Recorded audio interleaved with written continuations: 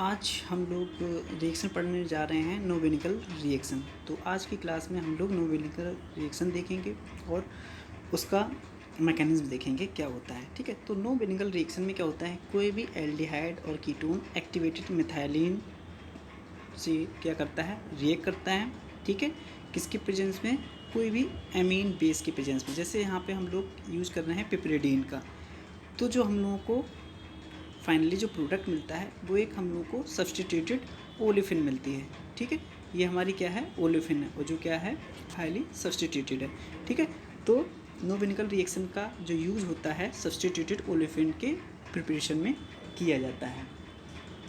यहाँ पे एमीन जो है कैटालिस्ट है, एमीन बेस क्या करेगा, हमारा जो यहाँ से प्रोटॉन है उसको एक्सट्रैक्ट करेगा।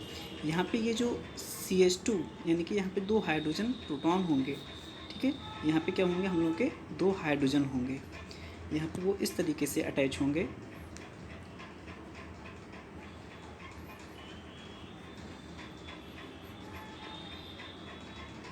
तो बेस यहाँ पे क्या करेगा, इस प्रोटॉन को अब्स्ट्रैक्ट करेगा। ये जो हमारे हाइड्रोजन्स होंगे वो क्या होंगे, हाईली एसिडिक इन नेचर होंगे। क्यों होंगे, क्योंकि यहाँ पे 2 electron withdrawing group, carbonyl group यहाँ पे क्या है, अटैच्ड हैं। ठीक है, जब ये बेस यहाँ पे प्रोटॉन को अब्स्ट्रैक्ट करेगा तो हमारे यहाँ पे क्या बन जाएगा, एक कार्बन आयन बनेगा। ठीक है, तो उसको हम लोग मैकेनिज्म में देखेंगे। ठीक है, तो हमारी इस रिएक्शन का जो यूज़ किया जाता है उसको किस में किया जाता है, सब्स्टिट्यूटेड ओलेफिन की सिंथेसिस में किया जाता है।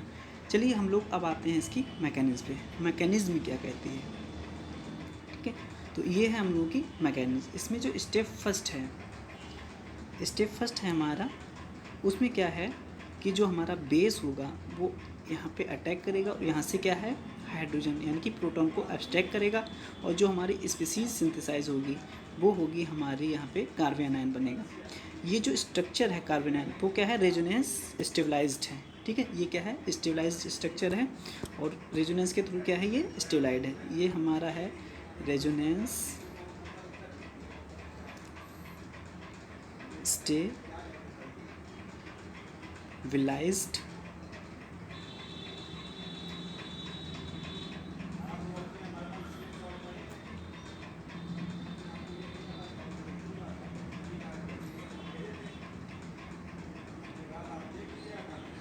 रेजोनेंस स्टेबलाइज्ड स्ट्रक्चर है। ठीक है, यहाँ पे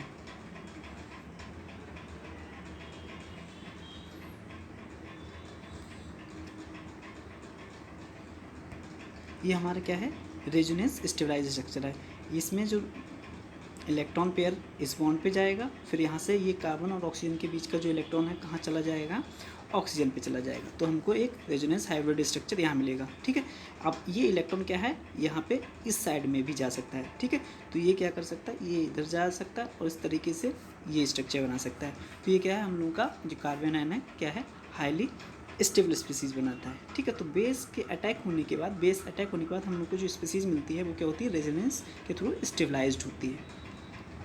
फिर जो हमारा नेक्स्ट स्टेप है, अब जो कार्बन आयन ये सिंथेसिस हुआ है ये हमारा अटैक करेगा दूसरे मॉलिक्यूल पे, किस पे, एल्डिहाइड या कीटोन पे। ठीक है, तो नेक्स्ट स्टेप में हम लोग यही चीज़ देखेंगे। तो उसमें होगा क्या, जो हमारा फर्स्ट स्टेप में जो हम लोगों का कार्बन आयन बना था, अब वो अटैक करेगा किस पे, कार्बोनिल कार्बन पे। क्यों कार्बोनिल कार्बन पे अटैक करेगा, क्योंकि इस पे क्या होगा, हमारा पार्शियल पॉजिटिव चार्ज होगा। यहाँ पे होगा हम लोगों का पार्शियल पॉजिटिव चार्ज। ठीक है, अब ये क्यों होगा इसके बारे में हम लोग बात कर चुके हैं जब हम लोगों ने कार्बोनिल की रिएक्टिविटी या और चीज़ देखी थी वहाँ पे, तो हम लोग इसका डिस्कशन कर चुके हैं क्यों इस पर पॉजिटिव चार्ज होगा। तो यहाँ पे होगा पार्शियल पॉजिटिव चार्ज और यहाँ पे होगा पार्शियल नेगेटिव चार्ज। ठीक है, और ये हमारा क्या है, बेस यहाँ पे कहाँ अटैक करेगा, ये अटैक करता है हमारा इस वाले कार्बोनिल कार्बन पे अटैक करेगा। ठीक है, तो इसके बाद जो स्पीसीज़ बनेगी वो स्पीसीज़ बनेगी हमारी ये बनेगी। ठीक है, ये स्पीसीज़ क्या करेगी, यहाँ पे आ जाएगा ऑक्सीजन पे हमारा नेगेटिव चार्ज आ जाएगा। ऑक्सीजन ये नेगेटिव चार्ज, ठीक है, ऑक्सीजन का नेगेटिव चार्ज जो हमारी इंटरमीडिएट स्पीसीज़ बनी थी उससे क्या करेगा, प्रोटॉन को अब्स्ट्रैक्ट करेगा और यहाँ पे क्या बनाएगा, OH ग्रुप बनाएगा। ठीक है। और यहाँ पे हम लोगों का क्या हुआ, कन्वर्ट होके ये प्रोटॉन अब्स्ट्रैक्ट करने के बाद यहाँ पे क्या बनेगा हमारा, ये स्पीसीज़ किस में कन्वर्ट हो गई, यहाँ पे O- किस में कन्वर्ट हो गया, OH में कन्वर्ट हो गया, ठीक है। अब जो हमारा एमीन बेस हम लोग यूज़ कर रहे थे, कौन सा यूज़ कर रहे थे, यहाँ पे इस एग्जाम्पल में हम लोग पिपरिडीन यूज़ कर रहे हैं। अब वो बेस क्या करेगा, यहाँ से फिर प्रोटॉन को एब्स्ट्रैक्ट करेगा, ठीक है। फिर हमारी कौन सी स्पीसीज़ बनेगी, ये वाली जो स्पीसीज़ है ये बन के बाहर निकल जाएगी। और यहाँ पे जो कार्बन और हाइड्रोजन, ये जो कार्बन और हाइड्रोजन के बीच का जो इलेक्ट्रॉन है वो शिफ्ट हो जाएगा कार्बन और कार्बन के बीच में। फिर यहाँ से कार्बन और हाइड्रोक्सिल ग्रुप का जो इलेक्ट्रॉन है ये इस बॉन्ड का इलेक्ट्रॉन हाइड्रोक्सिल ग्रुप लेके बाहर निकल जाएगा और हमारे इस कार्बन और इस कार्बन के बीच में क्या होगा, एक डबल बॉन्ड सिंथेसाइज्ड हो जाएगा, ठीक है। और जो हमको प्रोडक्ट मिलेगा वो मिलेगी हमारी यहाँ पे सब्स्टिट्यूटेड ओलेफिन, यहाँ पे मिलेगी सब्स्टिट्यूटेड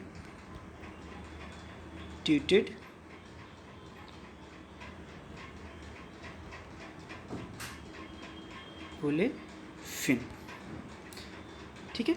ये हमारी क्या है, सब्स्टिट्यूटेड ओलेफिन है। यहाँ पे क्या है कि ये जो प्रोडक्ट मिला है इसको हम लोग इस तरीके से भी लिखते हैं, ठीक है। तो ये जो हमारा प्रोडक्ट है जो हम लोगों ने देखा था वो कौन सा प्रोडक्ट है, जो हम लोगों का यहाँ पे जो रिएक्शन देख रहे थे, यहाँ पे जो सिंथेसाइज प्रोडक्ट हो रहा था वो हमारा क्या है, प्रोडक्ट है।